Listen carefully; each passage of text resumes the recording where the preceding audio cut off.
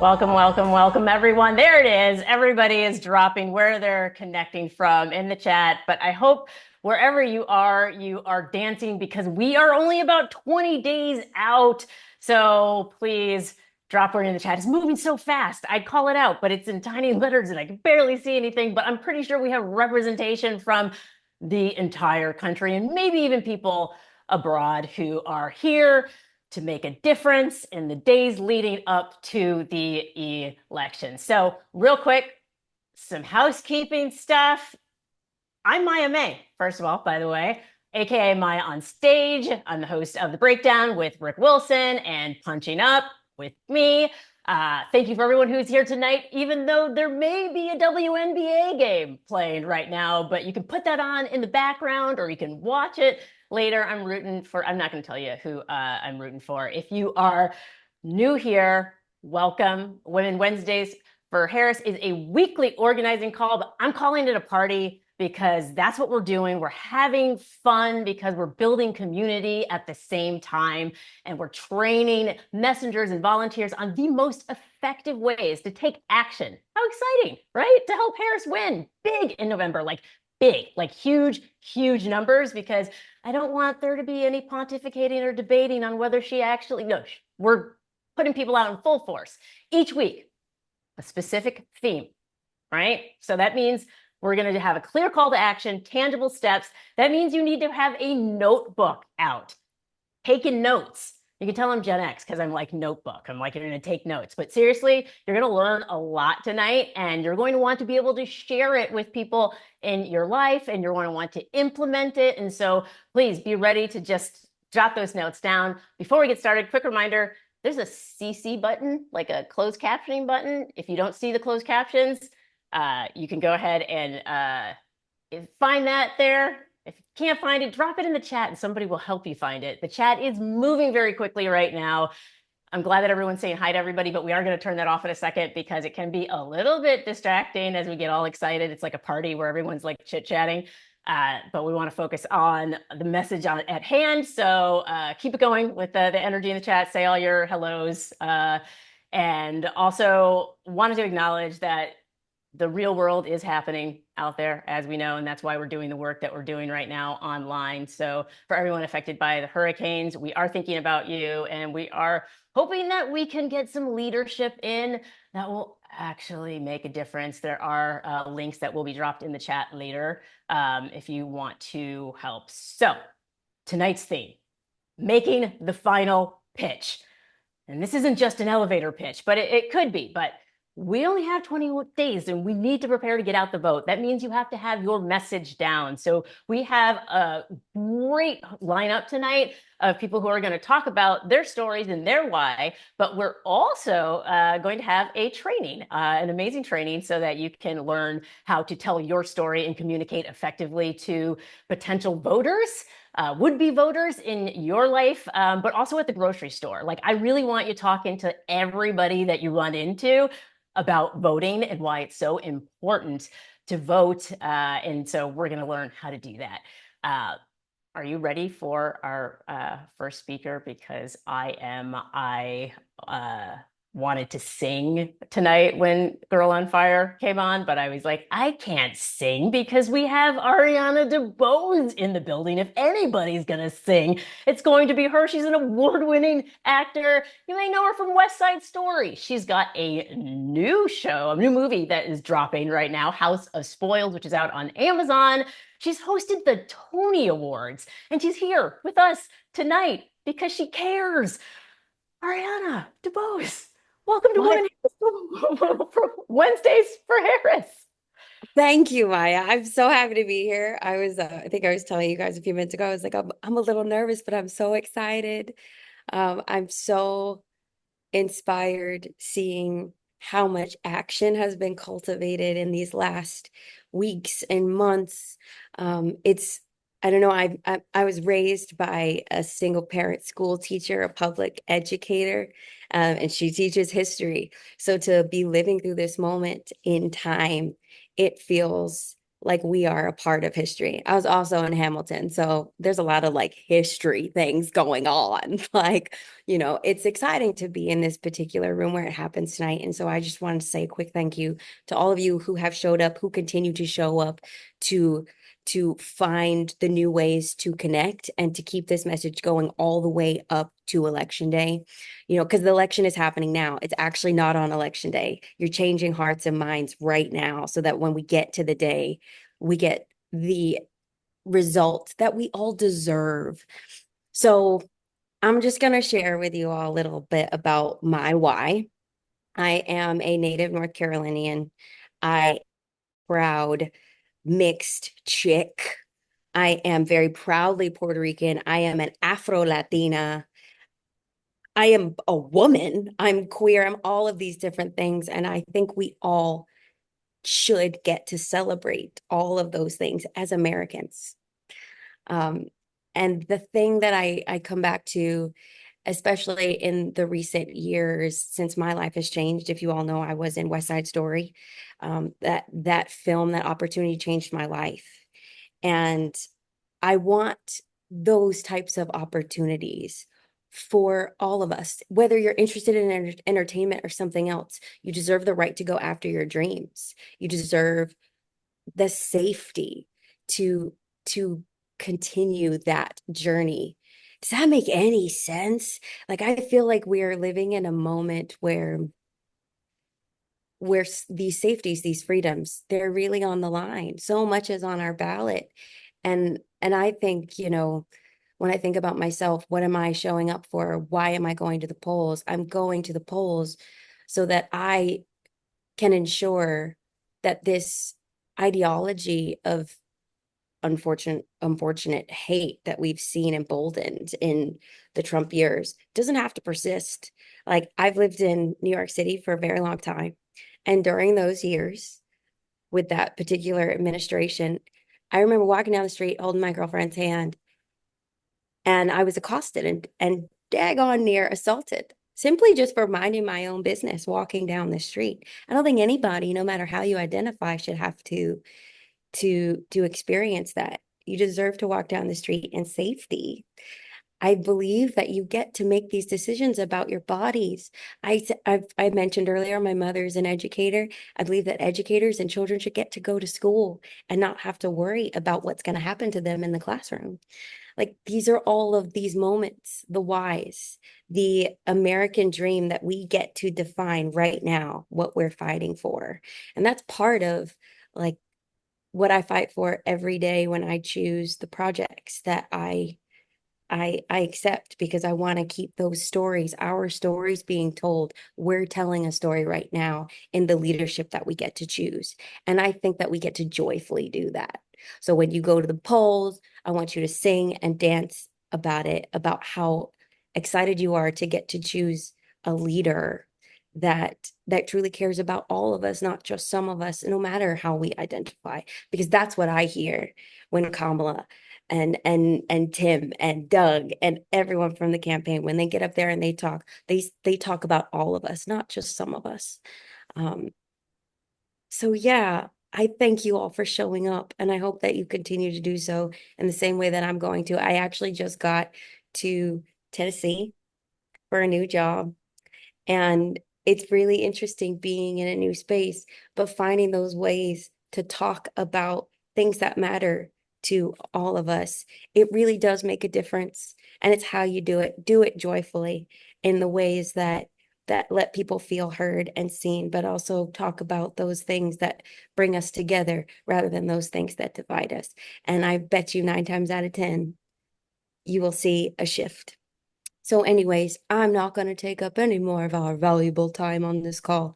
But again, whatever you do, do it joyfully.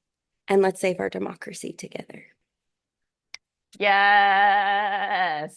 Love that so much. That's the kind of energy that we want to kick this call off with, because yes, as we contextualize it, that it's about joy. It's about being able to live our full authentic selves without fear.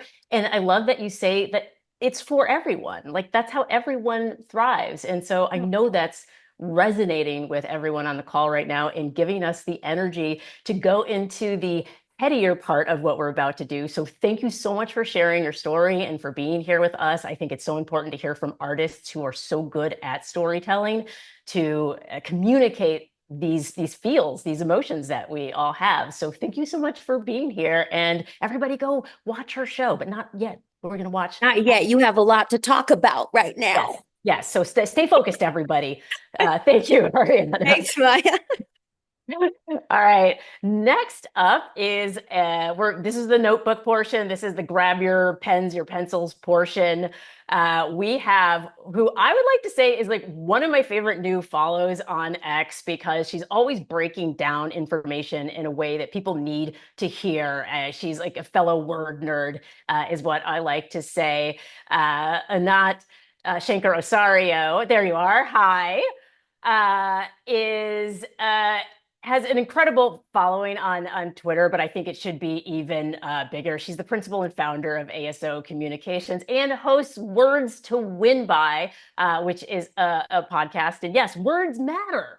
Words matter. Messaging matters more so now than ever. However you define what's happening in the world, you do it with words. So thank you for being here. I'm going to toss it to you to explain a little bit about yourself, but this activity that we're going to take everybody through, that you're going to take everyone through, it's about 20 minutes, so everybody get ready to learn, but it's going to be fun. Awesome. I'm so grateful to be here, and I'm mostly just so grateful to everyone on this call for all the work that you're doing. I am thrilled to walk us through this closing argument and exactly how to make it. And to do that, I'm going to share this project that I'm proud to have helped launch, part of, called AMPLIFY, with an extraordinary group of colleagues.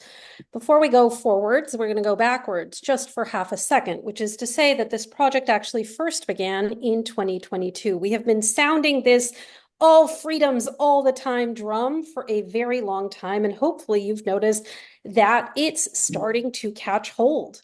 It turns out that prosecuting our case from the shared value of freedom is absolutely essential. When you ask US voters what value they most closely associate with the United States across races, ages, places, the number one is freedom. This is a value that the right wing has had the temerity to claim for themselves for far too long. It is bullshit, and it is ours. We were able to push this protect our freedoms argument across states, and notably in the states where, in fact, we staved off the red wave in 2022, it is where the freedom argument was used most frequently. So that brings us to today and the overarching branding that we have for this election based on, at this point, hundreds of focus groups and dozens of quantitative experiments. Our freedoms, our families, our futures. Before we break that down, let's take a quick look at some behind the scenes from America. In today's news, corporate price gouging, new abortion ban. Yes. Doom. That's all there is. Nothing can stop it. Doom! We know things feel bleak right now. We can all feel helpless, useless. I will suck them into despair. But buck the up. Wait! I need them powerless! Come on. Thanks! We decide what comes next. We have made history before, and we will do it again.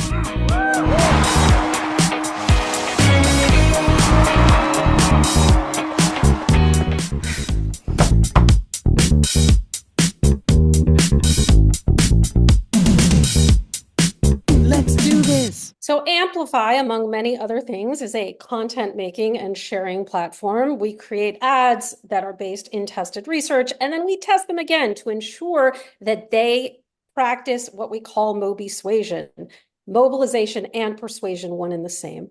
You may already know that it is the core purpose of an authoritarian faction, and make no mistake, that's precisely what we face from our opposition, to erode our will to resist in the first place. It is their aim and desire to make people feel that this is the best of all possible worlds, or there's just simply nothing anyone can do. And it is that feeling of helplessness that keeps people from turning out in the first place. People do the thing they think people like them do. I will come back to this point. We call it social proof. And so, as Ariana said so perfectly, if you want people to come to your party, you gotta throw a better party. If you want people to come to your cause, you need to be attractive.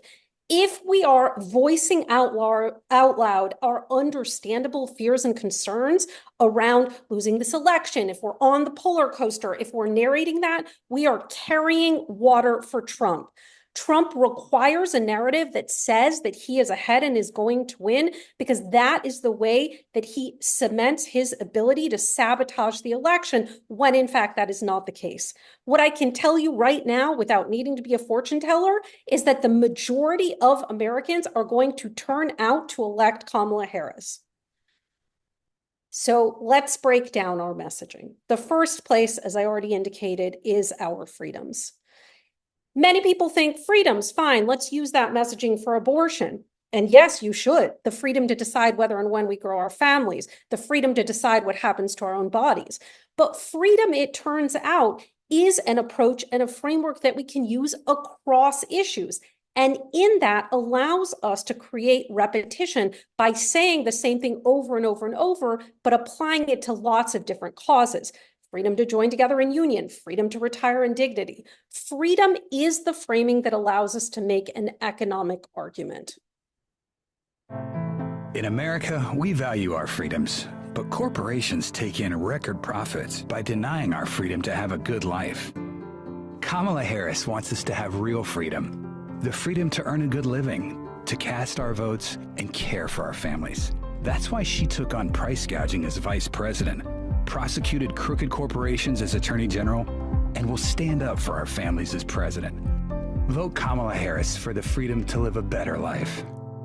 When we frame our economic argument in the terms of freedom, it echoes the messaging that we're using on abortion, on freedom from gun violence, on freedom to learn the truth of our past. And when we talk about economic issues through the vantage point of what impacts the voter, the freedom to thrive, the freedom to put food on the table, it takes it out of these sort of abstract, the economy is growing, it's not growing. When we try to argue with people about macroeconomic indicators, it doesn't connect back to their lived experience. And so that is freedom. Of course, for whom do we want these freedoms? None other than our families. Family, don't need to tell anyone, is integral to how people move through the world, perceive things, what they desire, and how we can motivate them to make a good voting decision. And by that, I mean mostly to vote in the first place, because that is actually our primary obstacle and objective right now. And so we can prosecute an argument, especially in a situation that maybe feels challenging to a lot of us. In this case, how we make an impassioned, forthright, values-forward case for immigrants.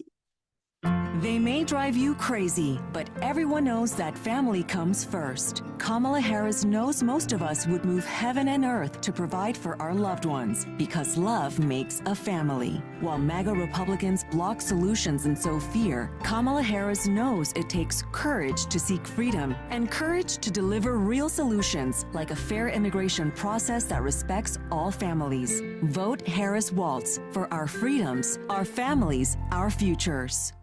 We win by running on our values, not from our values. If we are trapped in this tired debate in which our opposition casts immigrants as villains, which I don't need to repeat and recite to you all, and we, in an earnest attempt to have people understand precisely the stakes and the harms, cast immigrants as victims, we cannot win.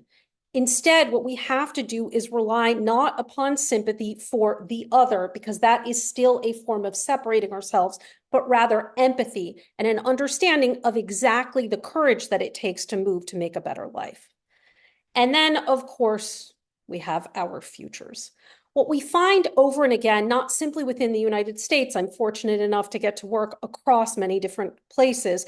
And for example, in Poland, the defeat of their authoritarian faction last October, the core argument was vote for the Poland you want, not the person you want.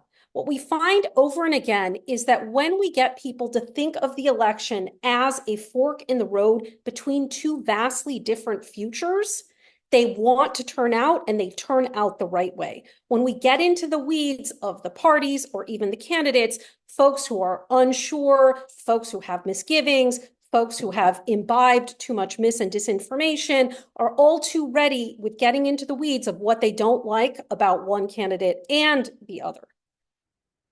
In prosecuting this case, that we are essentially at a fork in the road between two very different futures, a future in which we can protect our freedoms, a future in which we can provide for our families, a future in which we can decide our futures for ourselves, or a future in which MAGA Republicans take away those freedoms, hurt our families, and imperil our future.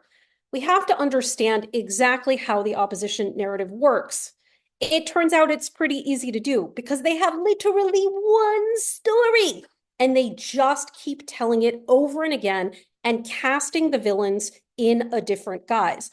Again, this is not a US only phenomenon. We see this with Orban in Hungary. We saw it with Bolsonaro in Brazil. We see it with Le Pen in France. We saw it with Brexit.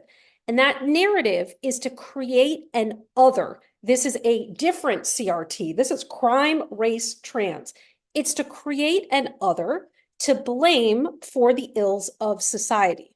You can see this narrative on the left-hand side. Stoke, exacerbate, double down on fears around race and gender. That can be old school canards like welfare queen, inner city crime. They're not coming in the right way. They don't believe in our way of life.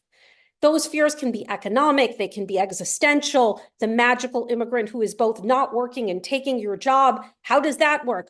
I don't know. And while the effect of those fears is to create enmity against Black people, against brown people, against LGBTQ people, against women, its core purpose, it's important to understand, is to create a distrust and a disgust of government itself. It is to undermine the notion that we can have broad-based labor protections, we can have universal health care, we can have national paid family leave. We're meant to understand that we cannot have these universal programs and policies because instead of it all being in us, we're meant to believe there's a them that just doesn't want to work, a them that refuses to teach their children the right thing, a them that's undermining our way of life. That breeds economic resentment and status threat, and the cycle goes on and on. Fortunately, we have a tested way of combating this, and not merely tested in the normal channels, but actually deployed across battleground states and in other countries.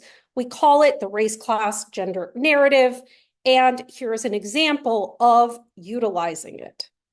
This is a brand new ad. It's actually still getting finalized. You're seeing the debut. Ooh, just kidding. No, really. Black, white, or brown, native or newcomer, transgender or not, Americans won't let anyone dim our light. So when MAGA Republicans ban books and healthcare, rig the rules for corporations, and then try to distract us by singling people out to bully based on our races or genders, we call BS. We show up for each other, and we vote for leaders like Kamala Harris, who protect our freedoms, respect our families, and fight for our futures. Our freedoms, our families, our futures. Vote Harris Wahls. Trying to meet attacks by race, by gender identity, by silence, or by simply changing the topic to something economic does not work. It has proven over time to be ineffective. When we allow these kinds of attacks to go unanswered, conflicted voters still hear the unrelenting hate baiting, race baiting, fear mongering of the other side, and nothing from us.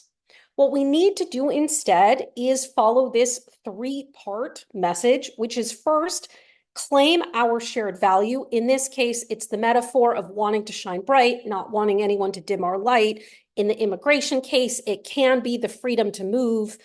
In the economic case, it can be every one of us wants to be able to put food on the table and be home in time to eat it. The first value you name needs to match what the topic is. Then second, we call out MAGA Republicans not ever repeating their odious claims, but instead they spread lies. They try to divide us. They try to distract us. They want us pointing our finger in the wrong direction.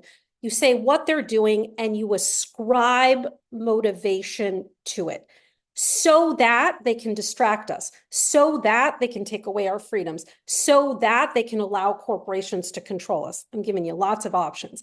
And then you return back to the value and you tell folks that they need to turn out, join together, and make this a place where all of us, in this case, defy the bullies and can shine bright. In calling out that opposition, what's absolutely essential is that we stop thinking we are going to have some sort of smoke and gun new thing where we say, well, Trump is a racist, well, Trump is a sexist, well, Trump is an asshole, or Trump is a this, Trump is a that. That's baked into voters' calculus, including, again, I keep saying, the calculus around whether or not to vote in the first place, which is really the name of the game at this point. What we find is that Trump is statements or efforts to be like, can you believe he said this? Can you believe he said that? Can you believe they said this?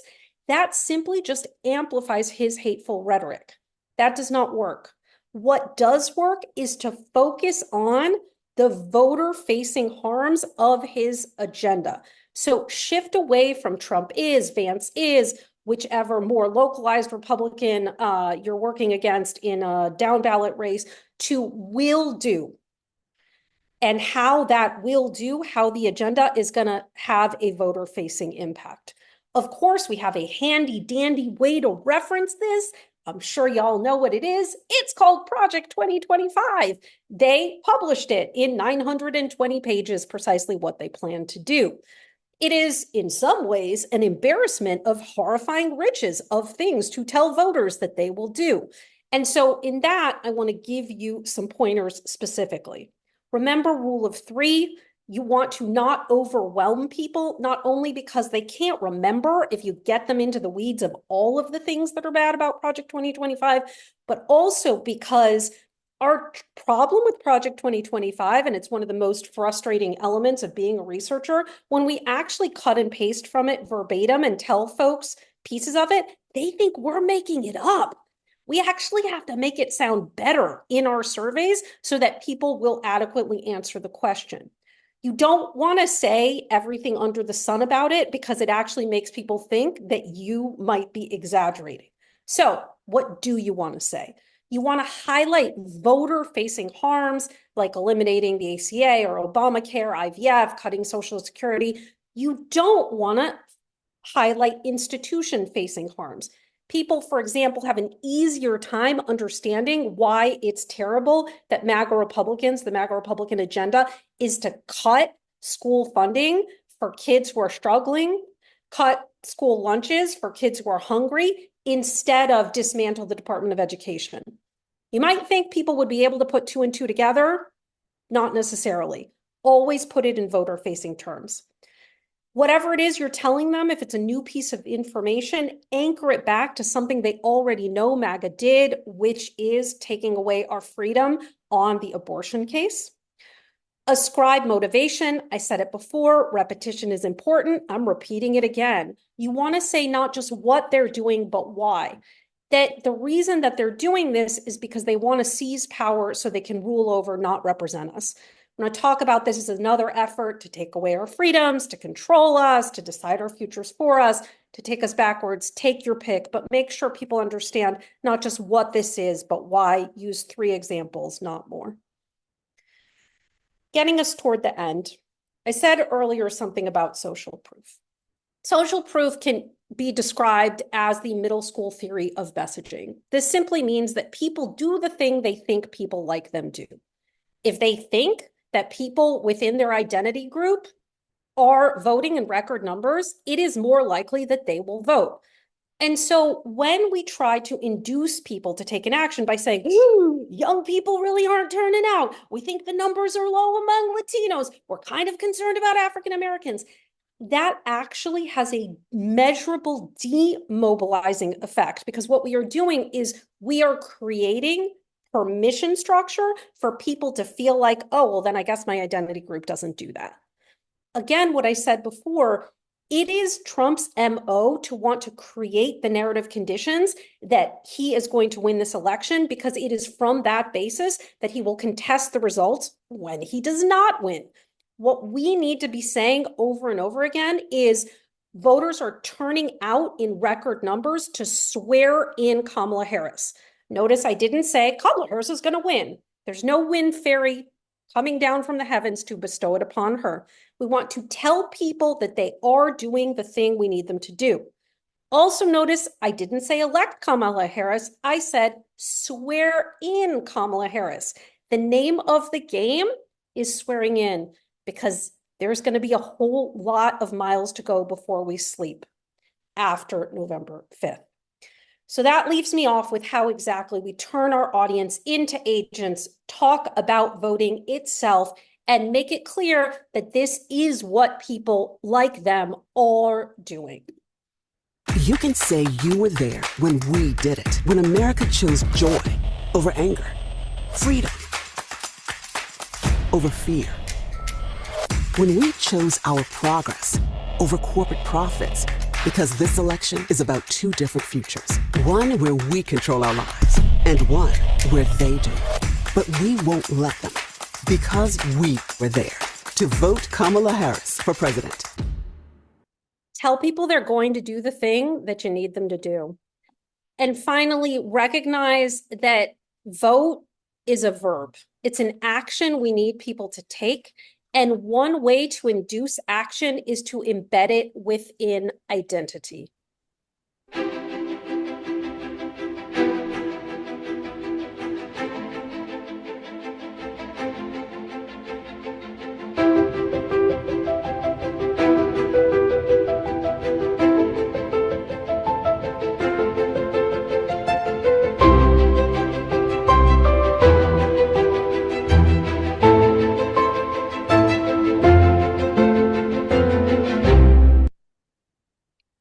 Final thing, I alluded before to the post-election. For those of you who want to understand exactly what has to happen in the post-election period, what is going on with various kinds of certification fights, with voter suppression fights, etc., if you would like to, you're more than welcome to come to the regular briefings that we do around all of this, where we share new data, where we share new research, where we share messaging for Count Every Vote, for protecting the election, for getting us through to swearing in. Our next one is October 22nd, the week of the election. They will be daily, and we will be telling you exactly what's going on in every battleground. And with that, I will stop. I don't want you to stop, actually. Not that was incredible. And I was like, oh, more notes, more notes. And so everybody, yes, lots of hearts, lots of hearts. We need you kind of on speed dial. We're going to open up the chat so that everybody can sort of drop in something that they've learned. I learned the difference between a voter-facing message versus something that is not about how it's going to affect the voter. And so that was incredibly helpful for me. And so, yes, and I'm going to challenge everybody. When you're dropping it in the chat, I also want you to take that information and pass that along to your group chat, to your friends and family, on social media, because this is information that the more that we know, and the more that we actually use it and implement it, the better we'll be come election time. Because I just want to get back to normalcy. That's what I'm hoping, is we can get back to some sort of normalcy. So rule of three, yes, rule of three is very important. That works in comedy as well. That's a foreshadowing, because we have Jenny Slate here tonight. Rules of three, very, very important. I'm expecting her to do a callback to that. So look how much everybody learned. This is so much. This chat's moving so fast, I can't actually read it. But this is how we solidify the things that we learned. Repetition, repetition, repetition. As you said, I think repetition in political messaging is just as important as location is in real estate. Repetition till we're blue in the face, till we're blue up and down the ballot. So thank you so much for joining us this evening. And I hope people attend that training as well, because it doesn't stop once the election ends. There's going to be that critical period of time in between the election and inauguration and beyond, because this is activism and it is a participatory sport, not something that we just do once every election cycle. So that being said, I'm excited for our next guest, our next panelist, Representative Jimmy Gomez. He's an educator, renters advocate, which is incredibly important right now because housing and affordable housing is an issue. He was a union organizer, and we know that Kamala Harris is pro-union, and now he's a U.S. rep helping lead a new generation of Democrats in delivering results for working families, which is something that we all need. Hello, Representative Gomez. Thank you for coming to Women Wednesdays for Harris. Oh, no, thank you so much, Maya. Thank you. And, I'm kind of embarrassed because I'm the second person that was in West Side Story on this Zoom, but I was in West Side Story in high school. It was my high school musical. Yes, I played Pepe. You missed it. It was back in the 90s, so there's not a lot of footage. But on that note, I just wanted to say thank you so much for having me. When it comes to being a member of Congress, I know one thing. Women have been leading the fight when it comes to a lot of issues that I care about, that working people care about for decades. One is the paid family leave. The idea that you shouldn't lose your job because if you get sick, if your child gets sick or a family member gets sick and you have to take time off to take care of them. Rosa DeLauro was fighting that fight for decades. Childcare, affordable childcare, the child tax credit. Women in Congress have been fighting those fights. And I know that women in this election are going to be the difference. You're holding it down, you're turning people out, you're making sure people vote. Men, when it came to fighting for paid family leave, childcare, and the child tax credit, we're a little late to the game. And we're a little late to this game when it comes to this election. But I think that a lot of men are going to come through in the end. Black men, Latino men are going to vote for Kamala Harris, and we're going to work on that. I want to just say, I started two caucuses in the last several years. One was the Congressional Dads Caucus. After my son Hodge and I went viral, I took him on the House floor during the speaker's vote, and I was carrying them. And it was because the speaker's vote went for 4 days. It took 15 rounds of voting, and I took him to the floor because he was getting fussy, and I put him in a baby carrier. People made a big deal about it, but I recognized very early that that I got a lot of praise for doing the same thing a woman does, which is take care of their child. And I was getting praise for it, and women often get criticized for it. But the amount of attention that it stirred up, I decided, hey, you can't let a viral moment go. You have to turn it into a movement. So I started the Congressional Dads Caucus. It was first 6 of us. It was a few members, Dan Goldman, Rob Menendez, Rashida Tlaib, because I was the only man that joined the Mamas Caucus the year before when it was formed, Andy Kim, and myself. So we started the Congressional Dads Caucus. We started off at 6. And remember the rule of 3 that they just talked about? Well, we had 3 policy items that we're going to fight for: paid family leave, affordable childcare, and the child tax credit. And it's because those are policies that uplift families and make a difference for working people. So we started off with just those 6 members fighting for those 3 policies. Now there's 35 members. 3 of them are going to be U.S. senators: Adam Schiff, Andy Kim, and with a lot of your help, Ruben Gallego will also be the U.S. senator from the state of Arizona. So we're now bicameral, and it's going to be a big difference. We were like I said, we were late to the game when it came to fighting for these policies, but we're there now, and we're making sure that people understand that family policies that deal with children, policies that deal with women are not fringe issues. Back in the day when Rosa DeLauro was fighting for paid family leave, people said that there were fringe issues because there were women's issues. No, these are at the heart and soul of what it means to have an equitable country where people work hard, play by the rules, and the fact that they do better and their children do better. Those policies are at the heart of that. So we're fighting for those policies. But we know one thing. Another issue that people are really talking about is housing. Housing. I was just at a senior center, which seniors were saying, hey, I'm getting squeezed out of my place because of increasing rents. Yes, this is Los Angeles, but that's going on all over the country. People are talking about rent, the housing affordability crisis, and what that means. Well, here's the thing. Only one candidate has a plan to deal with that. That's Kamala Harris. So if these two issues, affordable childcare takes up on average 26% of a family's income, then you add in that the average American family now pays 30% of their income towards rent or housing, you're looking at close to 60% of a family's budget that goes to two things.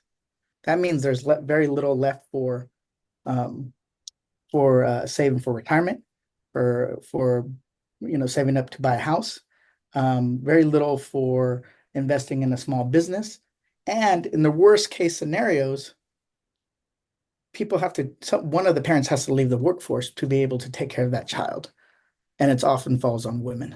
So we know that these policies are going to make a difference.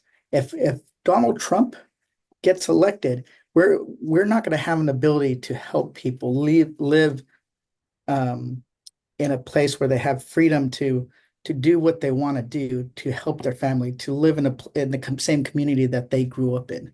That is what it's about. So we need to and guess what?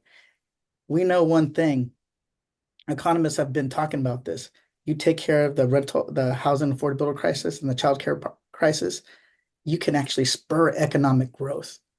Right? It is actually costing so much out of people's pockets, it's dragging down the growth of our GDP itself. So the only person that I hear talking about it is Kamala Harris and Tim Walz. So we got to keep at it and keep talking about those issues. We have a plan to make life more affordable in this country. Donald Trump wants to give another tax cut to the largest corporations and the richest individuals, billionaires and corporations. That's what he cares about. So I want to say to all of you, thank you so much, because in the coming days, it's about having these conversations one-on-one over and over until we win. And I couldn't agree more with what Maya said and other folks have said. The election is one step of the process. Remember last year, or I guess 4 years ago, it felt like it was just last year, they had a plan.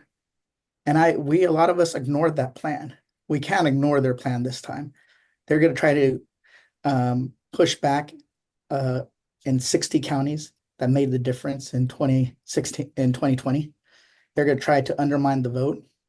So we're going to need to, and then God forbid we don't win the House. We got to win the House, make sure that we control the House and it doesn't end up in the House of Representatives. So this fight is not just for November 5th, not just when the Electoral College gets certified.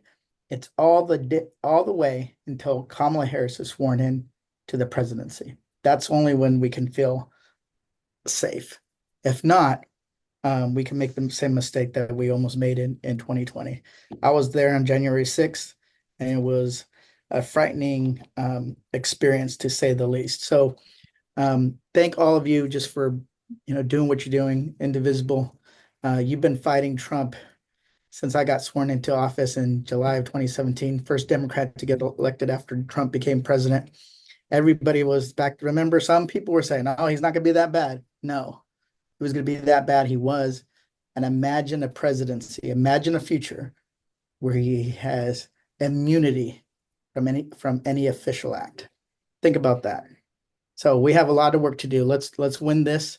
And I know you all are going to make a difference. So keep up the energy. Thank you so much. Thank you so much, Representative Gomez. I like what you're saying. I like that the dads are on board. So I'm not going to think about a Trump future or presidency. I'm not going to put it on my vision board. Instead, I'm going to put that bicameral dad's caucus out there because that is how we strengthen families, everyone working together. So I'm so glad that you are in this fight with everybody. I know it's incredibly inspiring. I want to say, I'm like, are you sure you're not singing? Because this is music to our ears. Thank what I'm you. going to say. So thank you so much. Keep up all this fantastic work. It is inspiring for everybody. Thank you so much for being here this evening. And we'll see everyone at the ballot box, I suppose. Thank you. Thank you. I'm feeling inspired. I'm feeling good. I know the work we have cut out for us. Next up, we have a video message from State Senator Zach Wahls. You might recognize him from his testimony before the Iowa House Judiciary Committee about growing up with lesbian parents. And so it was the most watched political video of 2011, and he's spoken at over 300 events. But we have a video from him here tonight because he's currently the state senator for District 43 in Iowa. And as you know, a lot's going down in Iowa. I went to college in Iowa. It used to be Iowa, you make me smile. Now it's Iowa, you make me not sure. So let's have this video message for him and send good vibes to Iowa.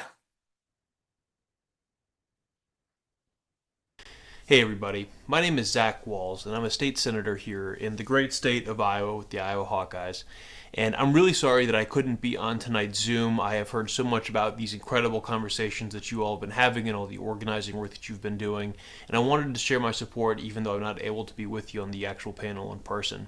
One of the things that really struck me is the power of sharing your own story and how important that is as we enter the home stretch of this really important election. I learned this firsthand back in 2011 when I gave a short speech to the Iowa legislature about growing up with my two moms, Jackie and Terry, a lesbian couple here in the great state of Iowa.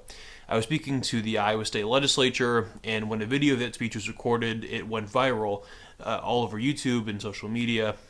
And I had this decision to make about whether or not I would keep sharing my story and speaking out, or if I would just go back to studying civil and environmental engineering at the University of Iowa.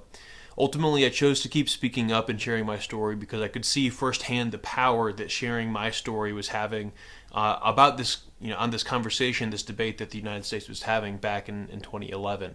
And as I think about the power that each of us have as we enter the final 3 weeks, as hard as it is to believe, of this election, one of the things that is going to be the most powerful in these closing weeks is our individual stories about why we're supporting the Harris-Walz ticket and all of the local candidates who are running up and down the ballot all over the country.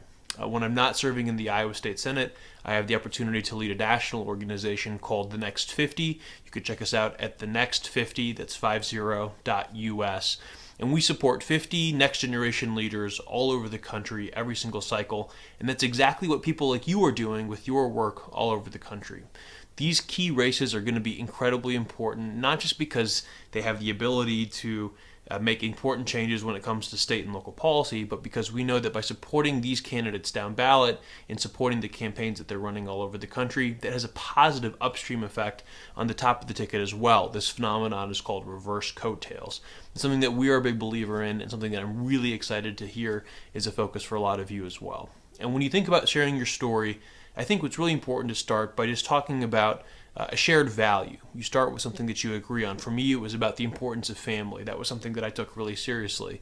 And then connecting that value to something that might be under attack or facing a challenge. I think for a lot of us, one of the things that we're all thinking about right now is freedom, and the freedom to make your own healthcare decisions, to make decisions about what affects your own body, and to tie that to the actual threat that is being posed to that value, to that freedom, by especially MAGA Republicans all over the country who are supporting President Trump, whose Supreme Court justices are the ones who stripped away that fundamental right from too many Americans, including those of us right here in the state of Iowa, where Iowa Republicans passed a 6-week abortion ban. I would use that shared value of freedom to connect that to other issues. One of the other issues that's been a really hot topic in Iowa has been about banned books, and the fact that Republicans now are trying to pass these restrictions on what students in these schools can read and what families can have access to in their public school. And that's another issue that affects a huge number of people. And so I would simply reinforce to you the importance of sharing those values, connecting them to your personal story, and then ideally talking about the ripple effect that that has across your friends, your community, and even in your entire state. And so, again, I'm really disappointed I wasn't able to be on with all of you this evening, but I really hope that the story that I can share about my own experience of talking about my family and the importance of family and the impact that that had on the national conversation around marriage equality maybe strikes a chord with you and maybe inspires you to have maybe just one more tough conversation that you might otherwise not have been wanting to have, because we know that especially for folks who are on the fence, the power of that individual conversation with somebody who they know and somebody who they trust, especially in a time when our political dialogue has gotten so fraught and so tense and so broken down, it can be, I think, increasingly scary or difficult to have these conversations, but that is precisely what makes them that much more important, especially for voters who are still at this late stage on the fence. So I hope that you're able to take some inspiration from my story. I hope that this gives you maybe a little bit of motivation to connect and talk with other folks in your network, something that you can relay or think about while you're out door knocking or phone banking. And again, I just want to close by saying thank you so much for all the work that you're doing in your state and all across the country to help support people who are fighting for our future of our democracy, for our freedoms, and for the values that we all share. Thank you all so much. Iowa, you make me smile again. I hope Iowa makes everyone smile, and I want that hat. I keep forgetting to order that hat, and it's always out of stock every time I try to order it. I don't know how I'll get it on over my hair, but I will figure it out. All right, y'all, we have talked about how to craft our narrative. Now we're going to talk about what actions we can take to push our final message. So please welcome Indivisible founder and co-executive director, Leah Greenburg, who will also be bringing on a very special guest. Hi, Leah. Hello. Thank you so much for introducing for me. It's great to be here, everyone. As Maya noted, I'm the co-founder of Indivisible. We are the organization that has been serving as the organizational home for Women Wednesdays, as well as working with a number of you all who have formed action teams, all in for Harris action teams, over 700 so far. If you have not already started a local action team, it is not too late to do so. They are a great way to stay in community as you take action to elect Kamala Harris and deliver Democratic wins up and down the ballot. There'll be a link going out in the chat to start one if you're interested. So I'm going to cover our call to action, and I'm going to bring on our final guest of the night to do some real live workshopping around those actions. But our fundamental call to action tonight is use this messaging guidance and think about how you are going to make the most of it in your last 3 weeks. There are so many ways you can do this. You can post the AMPLIFY videos on social media. We've got links to them in the chat. You can use the themes and messaging best practices in your everyday conversations with friends, family, coworkers, neighbors. And you can, of course, use them when you are talking to voters, whether you are doing that via Neighbor to Neighbor, which is our program for reaching neighbors in your community to turn them out to vote, whether you are doing that via canvassing with a campaign wherever you are, whether you are phone banking, however you are going to be talking to voters, you can use this messaging. So before I bring on our special guest, I just want you to take a second and really think about how am I going to make sure that all of this incredible content that I have just absorbed and these notes that I have taken are going to go to use in as many ways as possible over the next 20 plus days. Okay. One more second. All right. You've set your intention. Great. Now, we all know that this is all easier said than done, and that is why I am so excited to bring on the amazing Jenny Slate as our final speaker of the night. Critically acclaimed actress, comedian, and New York Times bestselling author, Jenny Slate is one of the most versatile creators working today. She is known for her starring role in A24's Obvious Child and for co-creating, co-writing, and voicing the beloved Marcel the Shell with Shoes On. Her second book, Lifeform, comes out on October 22nd. Jenny, are you ready to workshop some messaging together? Of course I am. That's why I'm up way past my bedtime. I'm just like ready to work on messaging. But in fact, yes, I am. And hi, I'm Jenny Slate. I am all of those things that Leah said I was, but I am also a voter, and I'm really, really excited to be here. And I'm very proud. I'm very proud to be here tonight in this great community. So one of the things that I do is that I'm an actor, which is, like a life dream of mine. One of the things that involves is I work with a script, but the thing is that if I were to just sort of like flatly say the script, it might be boring or even weird. It might even seem like a different story, or like that I didn't care. It's actually all about my emotions. It's about my connection. And one thing that I've been thinking about a lot in terms of messaging is that I can get really nervous when I want to speak about something that is not just important to me, but like has real stakes in the world. And one of the things that I've been reflecting on after Anat's presentation is that, yeah, there are some people really banking on the fact that a lot of us are going to feel too isolated or exhausted or intimidated to connect. But the messaging, I think, is not just about the fundamentals of the message, but about the ways in which we use our human to human ability to like get that message across. It's, you know, half of like scripted points and half sort of improvisation, otherwise known as normal conversation that people, you know, have between each other when they're like looking in each other's faces and realizing like, oh, there's a living person here with a spirit and a heart. So we're gonna work on like nailing our talking points, but also just like other stuff, like for example, being responsive to the person in front of us and listening. I know I love those things, and people do them to me, you know?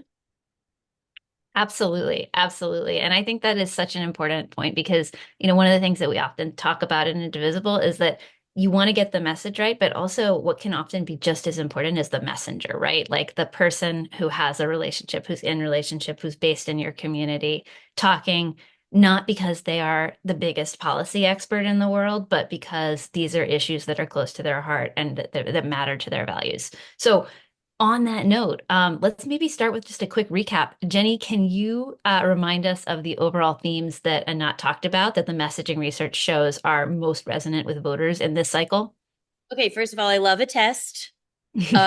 And also, I think this kind of is the time for my callback to like the rule of threes, but I'm not really calling back with a joke, more just with info. So I'm not sure if I'm passing or failing here. But my three favorite F words: freedoms, our families, and our futures. That is exactly right. Okay, God, I got really scared for you a got second. it. You got it. Yes, you aced the test. Yeah. Like, or you can just wear your message on your shirt and just walk around. Just walk around with your stuff, you know? Anyway, sorry. Walk around, make eye contact with people. Yep, no, that's great. Like my shirt. Yeah. No, so like just to build on this, let's say I'm talking to a voter in Texas where I've been based, and they bring up the cost of living, which is a very real concern for folks in this area and all over the country. I'm not going to want to talk about that in terms like the economy, right? That's vague, it's impersonal.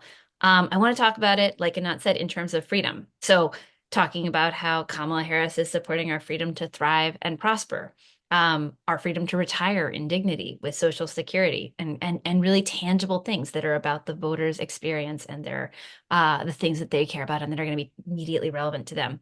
Or I could frame it in terms of families, right? I can say, we as voters have the chance this election to come together and put people in office who make it easier for our families to put food on the table. Yeah, I like that. I like that. One of the things I noticed is like you built in that sort of like collective power piece, saying we as voters can come together, that there is a beautiful group of people out there, and we don't just want things to feel hopeless, and we want people to remember that they have agency and that they are a part of a big group of people that are going out there to vote. That is absolutely right. It's reminding people that they have power collectively as voters, and also that we have choices, we have options. Yeah, like, would you like the weird MAGA villain, or would you like the freedom protecting Democrat? Like there are some choices. So many choices. Yeah, but yes, like Anat said, I think that agency that we have as voters, like that agency together, that is the antidote to that MAGA driven hopelessness.